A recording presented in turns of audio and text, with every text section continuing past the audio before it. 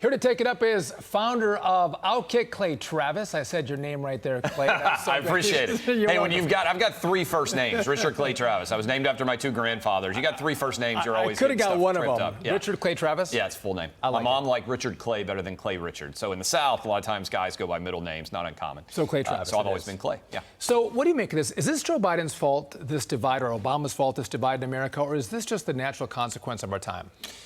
I think we're going to break through it. I really do. do. And this is one of the thesis statements, really, of the book, is I really look at Joe Biden as an accidental president. I think he won because of COVID. I think a lot of people were scared. They wanted something new.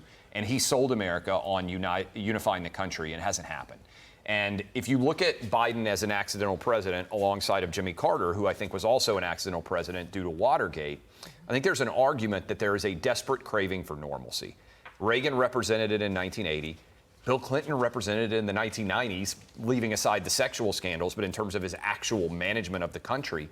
And I think even all the way up to, certainly George W. Bush did, but Barack Obama, when he won his first term, there was an argument over how amazing America was.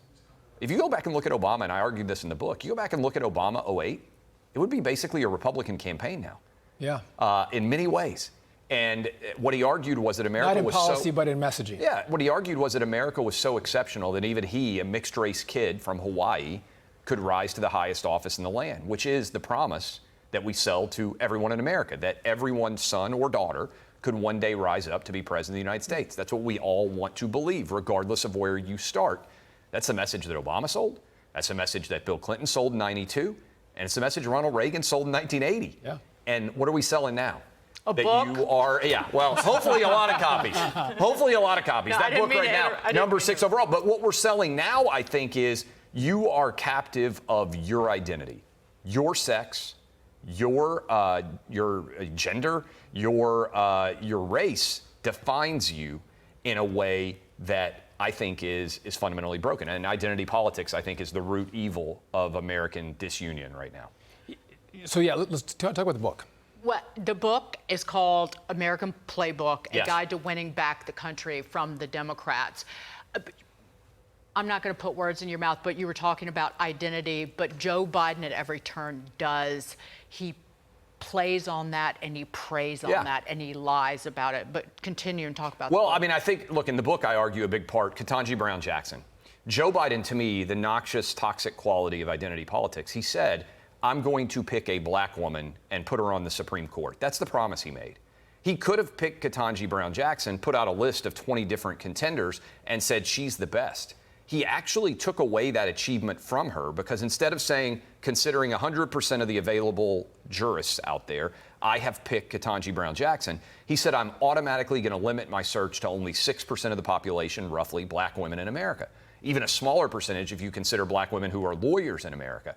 And as a result, a lot of people look at this and say, this is a quota pick. You already said what you were going to pick. There's a limited number of women, and black women in particular, to choose from. So he stripped away her accomplishment by making that identity politics-laden decision.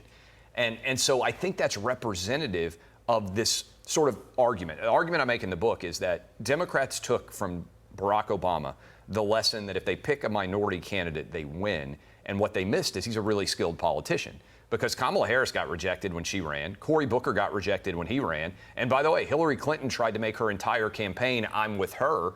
And women didn't break in massive numbers for her. So I think identity politics loses, but we got to prove it in 2024. You know, Clay, we have to run, but I think what's so cool about this, the analogy that you make is you say America needs to look more like sports. Everybody has played sports or knows someone who plays sports or watches sports. And you're right, it's about merit. It's about who can actually rise to the top. It's not about skin color. It's not about gender. Scoreboard doesn't change based on who's playing best man or best woman, not the best man pretending to be a woman who wins. It's also about crushing your opponents.